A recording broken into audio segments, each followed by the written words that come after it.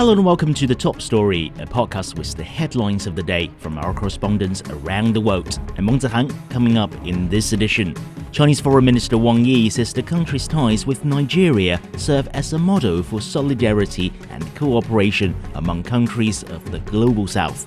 More than 47,000 relocated residents are living in more than 200 resettlement sites across the quake-hit area in Dingri, southwest China. And local officials have confirmed that the raging wildfires sweeping through Los Angeles have killed 10 people so far. We start off in Africa. Chinese Foreign Minister Wang Yi says the country's ties with Nigeria serve as a model for solidarity and cooperation among countries of the Global South. He made the remarks while meeting Nigerian President Bola Tinubu. Tinubu says implementing the outcomes of last year's Beijing summit of the Forum on China-Africa cooperation will contribute to Nigeria's national development. He also extended condolences over the earthquake in Xizang. Wang Yi has also held talks with his Nigerian counterpart Yusuf Tugar. Nigeria is the last stop of his four-nation tour to Africa. Ajak Mangud has more from Abuja. The Foreign Minister Wang Yi wrapped up his Africa tour in Abuja earlier today, where he met his Nigerian counterpart Yusuf Tugar and met with Nigeria's President Bola Tinubu. And during both meetings, both countries agreed to deepen cooperation in various areas, including energy, technology, agriculture, peace and security, and they also agreed to advance a strategic partnership. Part of the aim of his visit, he said, was to implement some of the outcomes that were reached or the MOUs signed during the FOCAC summit in Beijing last year. And so his coming here was to reiterate or reaffirm China's commitment to strengthening the cooperation and to implement some of the bilateral agreements that were signed with Nigeria. Foreign Minister Wang Yi said that China was ready to support Nigeria in its development efforts in ensuring that Nigeria continues to develop in terms of infrastructure by supporting it through its Belt and Road Initiative. There's also been talks about support in peace and security. This meeting was quite significant. The key takeaway was that they're hoping to deepen cooperation in the various areas that they have partnership or ties between Nigeria and China. That was Ajak Mangud reporting. Also in Africa, a new shipment of food aid from China has arrived in Sudan. The aid will help several communities suffering from food insecurity due to the ongoing conflict in the African nation. Officials say the donation is part of a program for helping African countries deal with food security issues. Fighting between the Sudanese armed forces and the rapid military force has displaced millions of people since it broke out nearly 2 years ago. Naba Mahideen has more from Port Sudan. A lifeline for thousands of struggling families in conflict-hit Sudan. Having arrived from China earlier this week, a shipment of aid is now being distributed to an increasingly desperate people. Chinese officials say more help is on the way. China and Sudan are interested in achieving food security. There's a rapprochement between the leaders of the two countries. China has also been providing Sudan with aid. We appreciate the government's efforts to deliver aid to the people in need to various Sudanese states, and we promise more aid in the weeks ahead. China has also been supporting Sudan and providing aid even before the war. And during the war, it provided Sudan with rice and humanitarian assistance. This aid will be allocated for many Sudanese states, including Darfur, and we are eager to see China's participation in the future of Sudan after the war ends. Such support for Sudan isn't unusual. China has been actively supporting the country's fragile peace process as well as its socio-economic development. Chinese companies help build major infrastructure projects such as dams, hospitals, roads and bridges, and also provided humanitarian assistance when needed. This week's assistance, however, was mostly about food. China has donated to the government of Sudan with 1,200 tons of rice. It will be transported from Port Sudan to thousands of people in need in all of the regions impacted by the ongoing conflict. Sudan has been gripped by a devastating civil war for almost 2 years. With ordinary people, the worst hit in many places. Up to 40% of the population are struggling to find food, with famine threatening many places. China's donations aren't just helping the internally displaced within Sudan. Last month, it donated 1,000 tons of emergency food assistance to South Sudan, where hundreds of thousands of refugees have fled. That was Naba Mahideen reporting. Turning to Asia, more than 47,000 relocated residents are living in more than 200 resettlement sites across the quake-hit area in Dingri, southwest China. Authorities have allocated tents, stoves, electric blankets, and fuel in the affected areas. Guo Tianqi visited a resettlement site at the village in Changshu, which is equipped with catering vans that enable 1,600 people to receive hot meals. We are here at the Sanga village in the entire Dingri County. There are more than 200 resettlement sites like this, and the authorities said they've already dispatched 600,000 earthquake relief supplies to the epicenter, including cotton tents, heaters, blankets, and thick coats. Also, we know that the biggest problem for the people living in here is the low temperature at night and high altitude.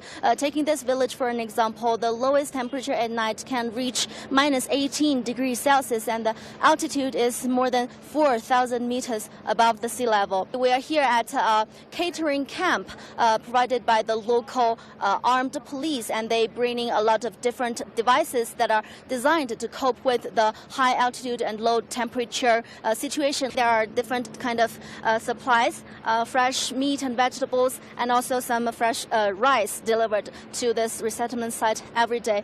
The authority have already dispatched 2,000 units of portable house to this resettlement site, to this epicenter. A long-term portable house resettlement have already finished construction in Changshu village, the epicenter. And as for the restoration of the infrastructure, well, the first day after the earthquake, the electricity, telecommunication, and the traffic have basically restored. But the authorities say the steady supply of clear water and electricity still needs some more time. That was Guo Tianqi reporting. Over to North America. Local officials have confirmed that the raging wildfires sweeping through Los Angeles have killed 10 people so far. They expect the number to rise further. Nearly 180,000 people have been ordered to evacuate. Local authorities are also seeking a mandatory curfew after the police arrested about 20 people who allegedly looted abandoned homes.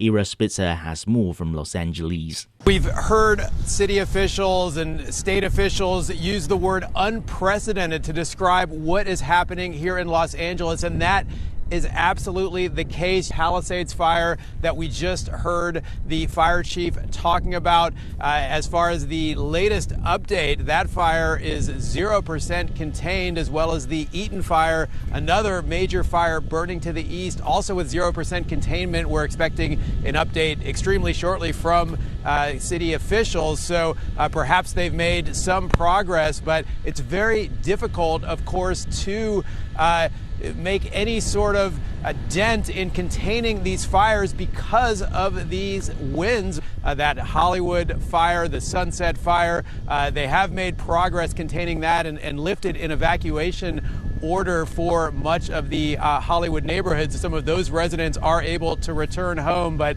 across the city, just devastation. People don't know if they're going to have a home to return to.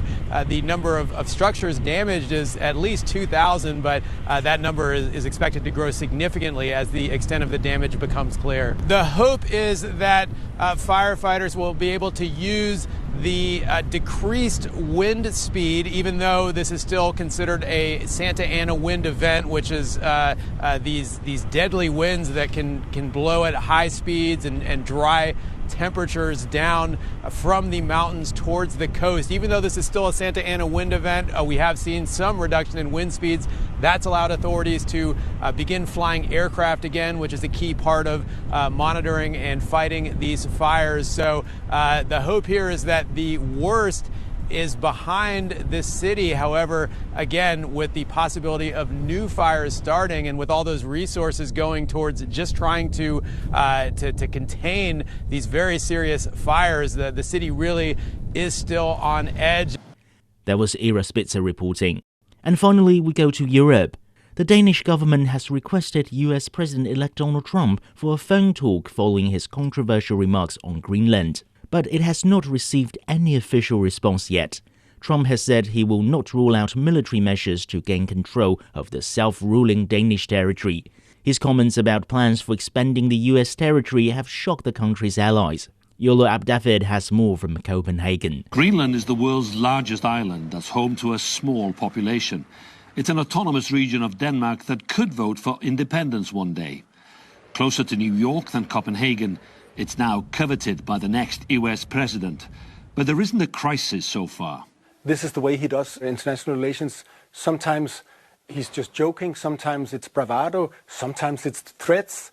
And the only real danger is if he begins doing some of the stuff he's talking about. In an extraordinary news conference earlier this week, Donald Trump said he wanted control of Greenland and the Panama Canal. He said he wouldn't rule out military action or economic tariffs. The response in Denmark has been a mix of anger and disbelief. His comments jogged a few memories as Trump had just repeated what he said in 2019, that he wanted to buy Greenland. It's the people of Greenland that should decide what to do, and we cannot just sell Greenland. Trump is Trump, so I don't know what to say. But no, it's part of Denmark. It's always been. Greenland, if they want to, they have every right to it. But I like this collaboration between Greenland and Denmark, so I think we should continue it. Both social and traditional media have been buzzing after Trump's comments debating whether it really is US security that's at stake or Greenland's untapped wealth in terms of oil and minerals. As well as uranium, Greenland has an estimated 43 of the 50 minerals deemed critical by the US government, not just for military hardware, but also for renewable energy equipment.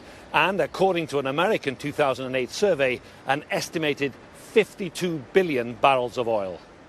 Donald Trump Jr., the US president-elect's son, visited the island on Tuesday. For some sightseeing, he said. As he met locals, his father called. When you go, have a good time, everybody, and we're going to treat you well. That kind of message is well received. While many are comfortable with its relationship with Denmark and the more than $500 million that's paid annually to the local government, some attitudes are changing. For me, Denmark doesn't matter much to me. It's just a small country. We can't use them any longer because there's so many great powers in the world. So our partner should be a great power, because Greenland is very wealthy. We have everything. Just like people here, Greenlanders are Danish citizens and members of the European Union. Away from Denmark, it's not clear yet how much the geopolitics of the Arctic or the potential wealth from drilling and mining could galvanize the next American administration in its quest for Greenland. That was Yolo Abdavid reporting. Now recapping today's headlines. Chinese Foreign Minister Wang Yi says his country's ties with Nigeria serve as a model for solidarity and cooperation among countries of the Global South. More than 47,000 relocated residents are living in more than 200 resettlement sites across the quake-hit area in Dingri, southwest China. And local officials have confirmed that the raging wildfires sweeping through Los Angeles have killed 10 people so far. That's it for this edition of The Top Story, a podcast that brings you world headlines every weekday. For more news in politics, business, sports and culture, you can subscribe to the Beijing Hour, a one-hour podcast news magazine program.